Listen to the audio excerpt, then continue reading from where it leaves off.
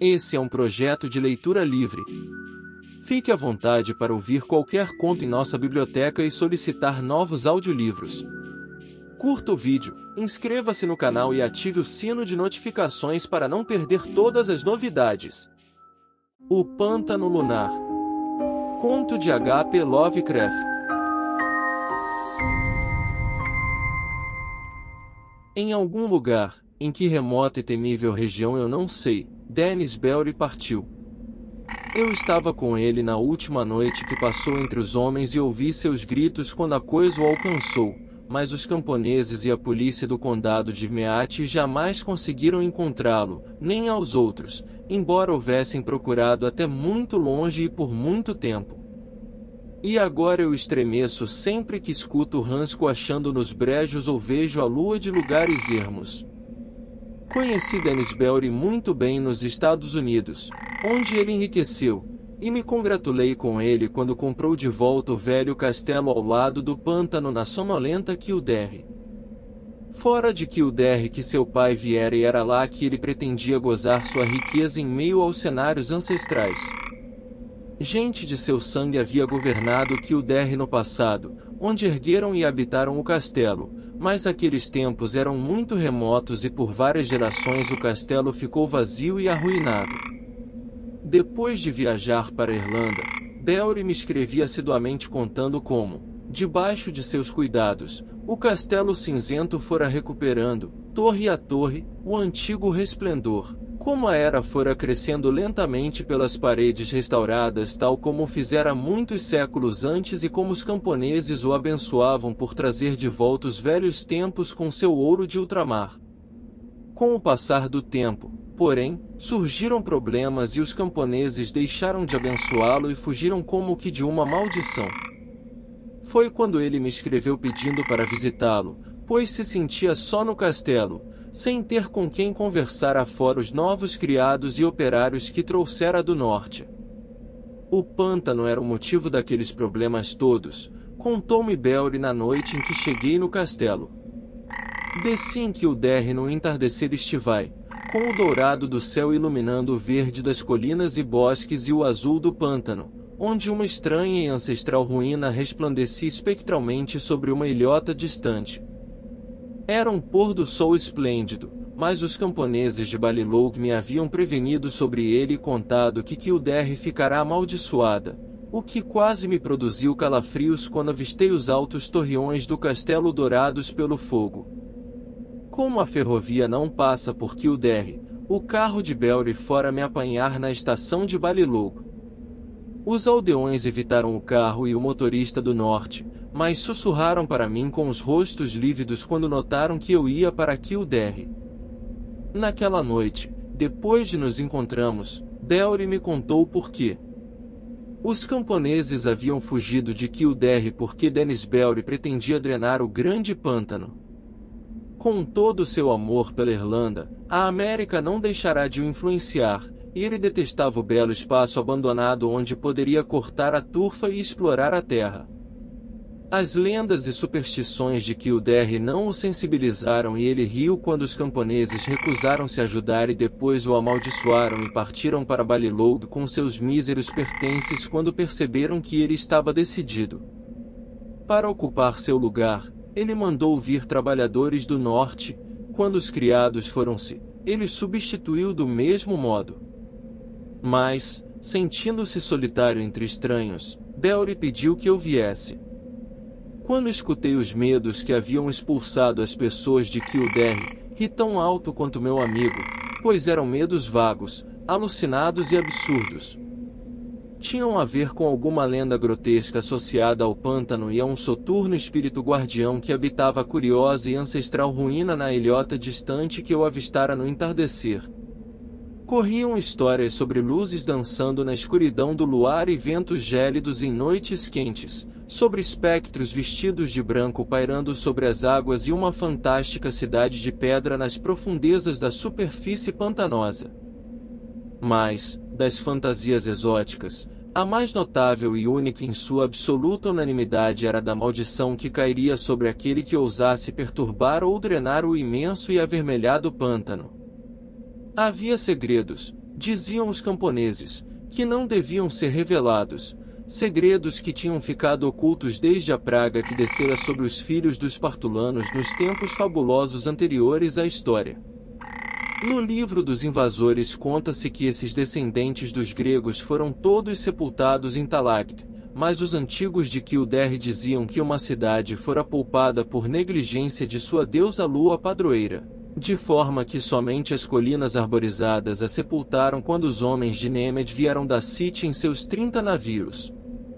Foram histórias inócuas como essa que fizeram os camponeses sair de Kildare. E, quando as ouvi, não me surpreendeu que Dennis Belry não tivesse dado ouvidos a elas. Ele tinha, porém, um grande interesse por coisas antigas e pretendia explorar o pântano todo quando estivesse drenado.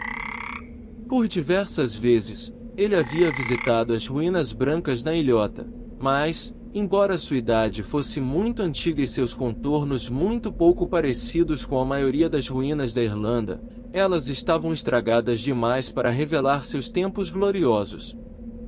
Agora o trabalho de drenagem estava pronto para começar e os trabalhadores do norte logo estariam despindo o pântano proibido de seu musgo verde e sua turfa vermelha, extinguindo os minúsculos regatos forrados de conchas e os plácidos poços azuis rodeados de juncos.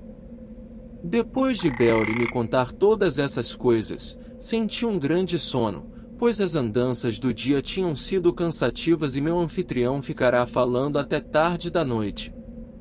Um criado conduziu-me ao meu quarto, que ficava numa torre remota com vista para o vilarejo, a planície às margens do pântano e o próprio pântano, de cujas janelas eu podia ver, banhados pelo luar, os telhados silenciosos de onde os camponeses tinham fugido e que agora abrigavam os trabalhadores do norte, também, a igreja paroquial com seu campanário antigo, e muito ao longe, por sobre o pântano envolvente, o brilho alvacento e espectral da distante ruína antiga sobre a ilhota.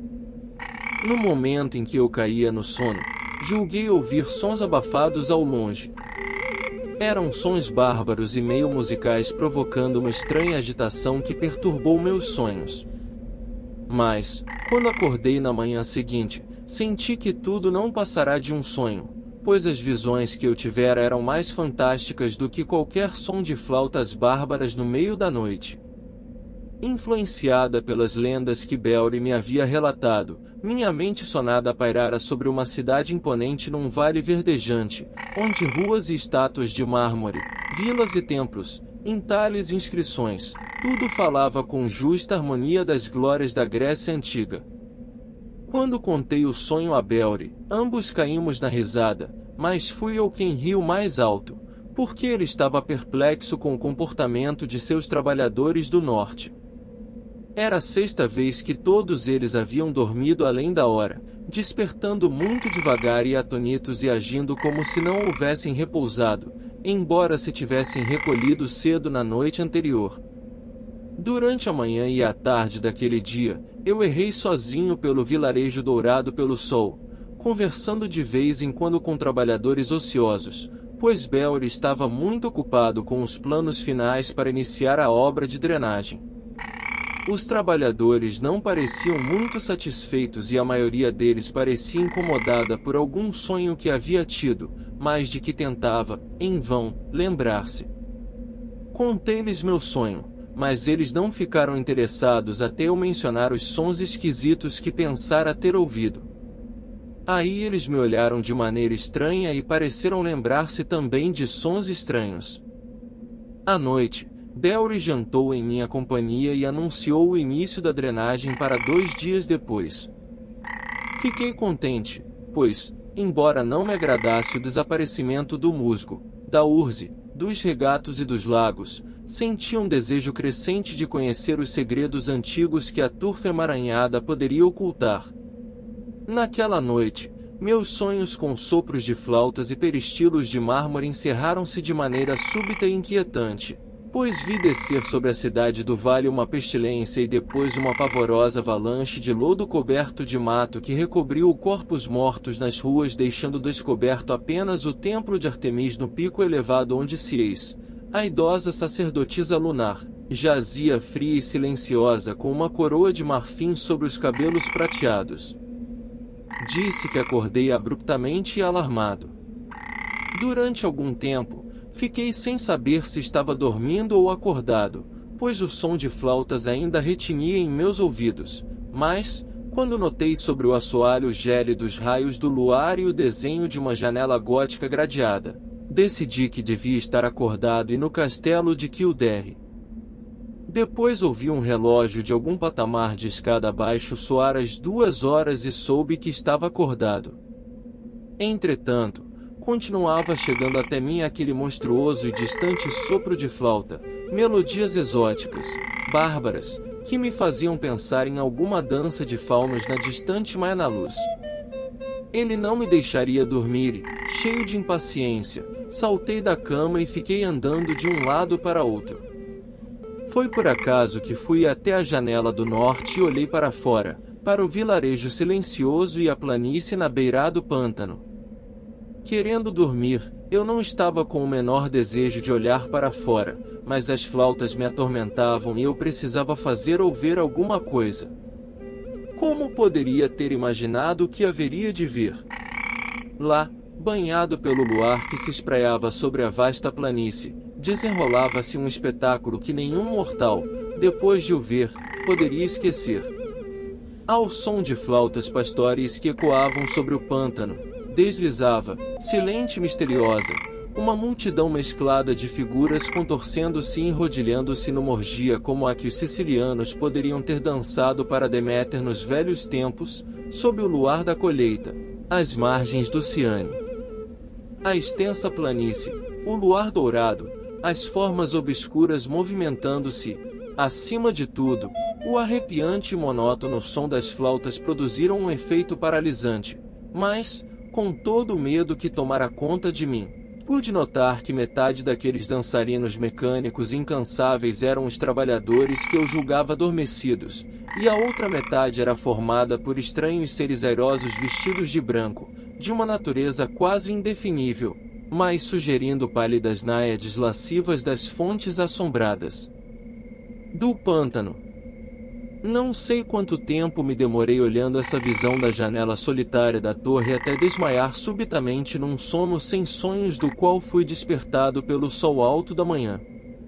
Meu primeiro impulso ao acordar foi comunicar meus temores e observações a Dennis Belry, mas, vendo a luz do sol brilhando pela janela do leste, tive a certeza de que não havia nada de real no que eu pensara ter visto. Sou dado a estranhas ilusões, mas não sou fraco a ponto de acreditar nelas, e nas circunstâncias, contentei-me com interrogar os trabalhadores que haviam dormido até muito tarde e não conseguiram lembrar-se de nada do que acontecerá na noite anterior, exceto sonhos vagos povoados de sons arrepiantes. Essa menção ao sopro espectral me deixou muito perturbado e fiquei tentando imaginar se os grilos de outono não poderiam ter chegado antes da época, perturbando a noite e assombrando a imaginação dos homens. Mais tarde, encontrei Belry na biblioteca estudando atentamente os planos para a grande obra que devia começar no dia seguinte. Pela primeira vez, senti um pingo daquela mesma sensação de medo que havia provocado a fuga dos camponeses. Por alguma razão que não conseguia entender, apavorava-me a ideia de perturbar o antigo pântano com seus segredos ocultos, e fiquei imaginando visões pavorosas ocultas na desmedida espessura da turfa ancestral. Pareceu-me imprudente trazer à luz aqueles segredos e tratei de procurar uma boa desculpa para sair do castelo e da aldeia. Cheguei a ponto de falar casualmente a Belry do assunto, mas não ousei prosseguir quando ele soltou sua estrondosa gargalhada. Assim, estava quieto quando o sol deslumbrante pôs-se atrás das colinas distantes e o castelo de Kildare incendiou-se de vermelho e dourado num fulgor que parecia um presságio. Jamais saberei ao certo se os acontecimentos daquela noite foram reais ou imaginários. Eles com certeza transcenderam a tudo que já sonhamos sobre a natureza e o universo, mas nenhuma fantasia normal poderia explicar os desaparecimentos que ficaram conhecidos de todos depois que tudo acabou. Recolhi-me cedo, cheio de terror, e durante algum tempo não consegui dormir envolvido no soturno silêncio da torre. Estava muito escuro, pois, embora o céu estivesse descoberto, a lua ia avançada em sua fase minguante e só surgiria nas primeiras horas da madrugada. Ali deitado, fiquei pensando em Dennis Belry, no que aconteceria com o pântano quando o dia raiasse, e senti um impulso quase irresistível de sair correndo, pegar o carro de Belry e guiar como um louco até Ballylough, afastando-me daquelas terras ameaçadas. Antes que meus pavores cristalizassem-se em ação, porém, caí no sono, avistando, em sonhos, a cidade fria e morta no vale sob uma pavorosa mortalha de sombra. Provavelmente foi o som agudo das flautas que me despertou, mas aquele som não foi o que primeiro eu notei ao abrir os olhos. Estava deitado de costas para a janela do leste que dava para o pântano, onde a lua minguante surgiria, e esperava ver a luz projetar-se na parede oposta à minha frente, mas não esperava a visão que efetivamente apareceu. A luz iluminou com efeito os painéis à frente, mas não era uma luz que pudesse ser da lua. Um feixe terrível e penetrante de fulgor escarlate cruzou a janela gótica e todo o quarto iluminou-se com resplendor intenso e sobrenatural. Minhas primeiras reações foram típicas de uma situação assim, mas é só nos contos que as pessoas agem de maneira dramática e calculada. Em vez de olhar por sobre o pântano para a fonte daquela nova luz, afastei os olhos da janela apavorado e me enfiei nas roupas atabalhoadamente com alguma confusa ideia de fuga. Lembro-me de ter pego o revólver e o chapéu, mas, antes de tudo terminar, eu havia perdido ambos sem atirar com um nem vestir o outro. Alguns instantes depois, o fascínio da radiação vermelha venceu o terror. Arrastei-me até a janela do leste e olhei para fora enquanto o sopro ininterrupto e enlouquecedor reverberava pelo castelo e sobre todo o vilarejo. Espalhava-se sobre o pântano um dilúvio de luz fulgurante, escarlate e sinistra, irradiando da estranha ruína na ilhota distante. O aspecto da ruína era indescritível, eu devia estar louco, pois ela parecia erguer-se imponente e intacta, esplêndida e rodeada de colunas, com o mármore esbraseado de seu entablamento perfurando o céu como o vértice de um templo no cume de uma montanha. Flautas assobiavam e tambores começaram a rufar e, olhando com espanto e terror, pensei avistar saltitantes formas escuras destacando-se grotescamente contra a vista marmórea e resplendente. O efeito era fantástico, absolutamente inimaginável, e eu poderia ter me quedado indefinidamente em sua admiração se não tivesse notado um crescendo das flautas à minha esquerda. Tremendo de um terror curiosamente mesclado com êxtase, atravessei o recinto circular até a janela do norte, de onde podia ver o vilarejo e a planície à beira do pântano. Ali meus olhos arregalaram-se de novo com um prodígio tão fabuloso, que era como se não houvesse acabado de me afastar de uma cena muito além das fronteiras naturais, pois, na planície sinistramente vermelhada, avançava uma procissão de criaturas como jamais se viu, exceto em pesadelos. Meio deslizando, meio flutuando no ar, os espectros do pântano vestidos de branco recuavam lentamente para as águas paradas e as ruínas da ilha em formações fantásticas sugerindo alguma dança cerimonial antiga e solene. Seus braços translúcidos agitando-se ao som do pavoroso sopro daquelas flautas invisíveis faziam acenos de chamamento num ritmo esquisito para um grupo de trabalhadores desarvorados que os seguiam, como cães, cambaleando, cegos e indiferentes, como que arrastados por uma vontade demoníaca canhestra, mas irresistível. Quando as náiades aproximaram-se do pântano, sem alterar seu curso, uma nova fileira de desgarrados cambaleantes zigue-zagueando como ébrios saiu do castelo por alguma porta traseira muito abaixo de minha janela. Atravessou as apalpadelas o pátio e o trecho de terreno até o vilarejo para se juntar à tropega coluna de trabalhadores na planície. Apesar da distância, pude perceber prontamente que eram os criados trazidos do norte ao reconhecer a forma encorpada e repulsiva do cozinheiro, que, de absurda que era, havia adquirido uma dimensão trágica. O sopro das flautas era apavorante, e novamente eu pude ouvir o rufar dos tambores na direção das ruínas da ilha. Depois, tranquila e graciosamente, as náiades chegaram até a água e desfizeram-se, uma a uma, no pântano ancestral, enquanto a coluna de seguidores, sem poder controlar seus passos, chapinhou desajeitadamente atrás delas até desaparecer num minúsculo vórtice de borbulhas repulsivas que eu mal pude enxergar sob aquela luminosidade escarlate. E, quando o último errante patético, o cozinheiro gordo, afundou pesadamente naquele poço imundo, as flautas e tambores silenciaram e os magnetizantes raios vermelhos das ruínas com certeza apagaram-se instantaneamente, deixando o vilarejo maldito, solitário e desolado, sob os lívidos raios da lua que acabará de surgir. O caos de meu estado era indescritível. Sem saber se estava louco ou são, dormindo ou acordado, fui salvo por um misericordioso torpor. Creio que fiz coisas ridículas, como rezar para Ártemis, Latona, Deméter, Perséfone e Plutão. E tudo aquilo de que eu me recordava de uma juventude passada entre os clássicos veio-me aos lábios quando o horror da situação despertou minhas mais fundas superstições. Sentia que testemunhara a morte de todo um vilarejo e sabia que estava sozinho, no castelo, com Dennis Belry, cuja ousadia trouxera uma maldição.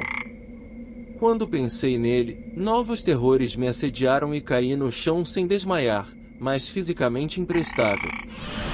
Depois senti um sopro gelado chegar da janela do leste onde a lua havia se erguido e comecei a ouvir os gritos no castelo muito abaixo de onde eu estava. Aqueles gritos logo atingiram uma feição e magnitude indescritíveis que me fazem desmaiar sempre que as recordo. Tudo o que posso dizer é que eles vinham de algo que eu conhecera como um amigo. Em algum momento desse momento estarrecedor, o vento frio e a gritaria devem ter me acordado, pois minha impressão seguinte é de ter percorrido ensandecido quartos e corredores às escuras, saído do castelo e cruzado o pátio para a noite hedionda. Encontraram-me, ao amanhecer, errando inconsciente perto de Balilogue, mas o que descompensou definitivamente não foram os horrores que vira ou ouvirá anteriormente.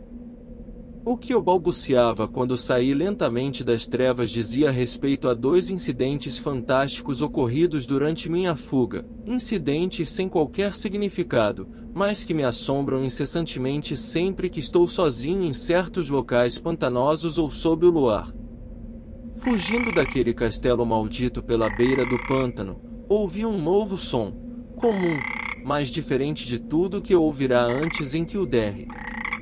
Nas águas estagnadas, ultimamente sem nenhuma vida animal, agora fervilhava uma horda de rãs enormes e viscosas que guinchavam sem parar em tons estranhamente desproporcionais a seus tamanhos.